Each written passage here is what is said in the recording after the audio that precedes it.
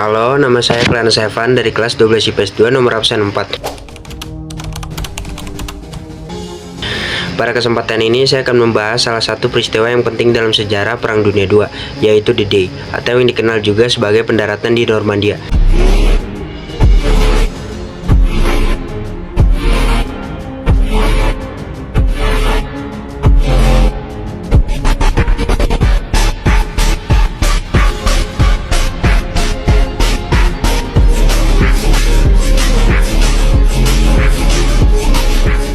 Peristiwa ini terjadi pada tanggal 6 Juli 1944 dan menjadi titik balik dalam perang melawan Nazi Jerman.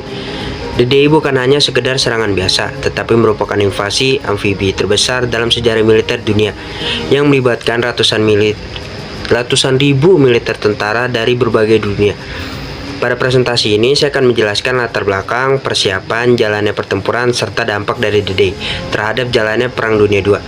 Latar belakang sendiri, sejak dimulainya Perang Dunia II pada tahun 1939, Jerman Nazi di bawah kepemimpinan Adolf Hitler telah menguasai sebagian besar Eropa, termasuk Prancis, Belanda, Belgia, Denmark, Norwegia, dan Polandia. Pada tahun 1940, Prancis jatuh ke tangan Jerman setelah pertempuran sengit. Sejak saat itu, Prancis menjadi benteng pertahanan utama Jerman di Eropa Barat. Amerika Serikat baru resmi terlibat dalam perang setelah serangan Jepang ke Pearl Harbor pada 2 Desember 1941. Setelah itu, sekutu yang terdiri dari Amerika Serikat, Inggris, Kanada, dan negara lainnya mulai merencanakan strategi besar untuk merebut kembali Eropa dari tangan Nazi. Mengapa Normandia? Sekutu membutuhkan tempat yang strategis untuk melakukan invasi. Awalnya, mereka mempertimbangkan daerah Pas de Calais yang merupakan titik terdekat antara Inggris dan Prancis. Namun, Jerman juga menyadari kemungkinan ini dan memperkuat pertahanannya di sana. Akhirnya, sekutu memilih Normandia karena daerah ini lebih rentan terhadap serangan dan bisa menjadi jalur yang baik untuk menembus Prancis dan menuju Jerman. Persiapannya sendiri, D-Day tidak dilakukan secara mendadak. Bertahun-tahun sebelumnya, sekutu telah merencanakan invasi ini dengan sangat hati-hati. Beberapa langkah persiapan yang dilakukan antara lain: 1. Operasi Fortitude atau rencana tipuan. Sekutu ingin mengelabui Jerman dengan berpura-pura akan menyerang Pas de Calais. Mereka menciptakan tentara dan tank unik dan palsu dari balon untuk menyesatkan mata-mata Jerman.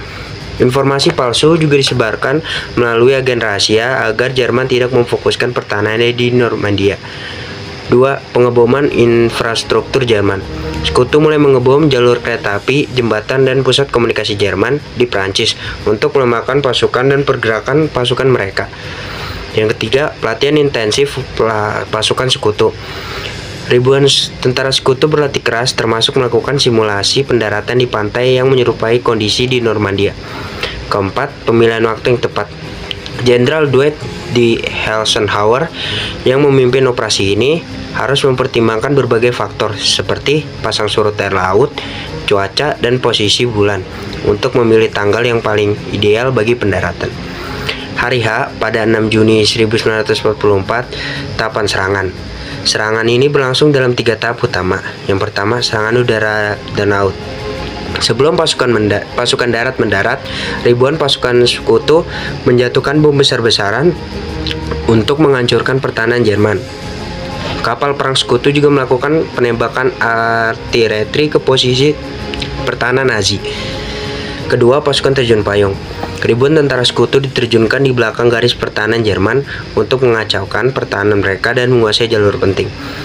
Ketiga, pendaratan di pantai Normandia. Lebih dari 156.000 tentara sekutu mendarat di 5 pantai utama.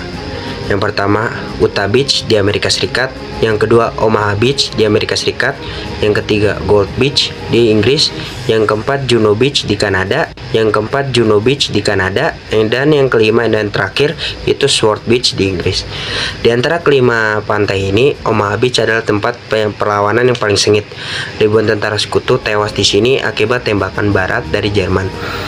Namun, setelah pertarungan yang sengit selama berjam-jam, pasukan sekutu akhirnya berhasil menembus pertahanan Jerman dan mulai maju ke daratan Prancis.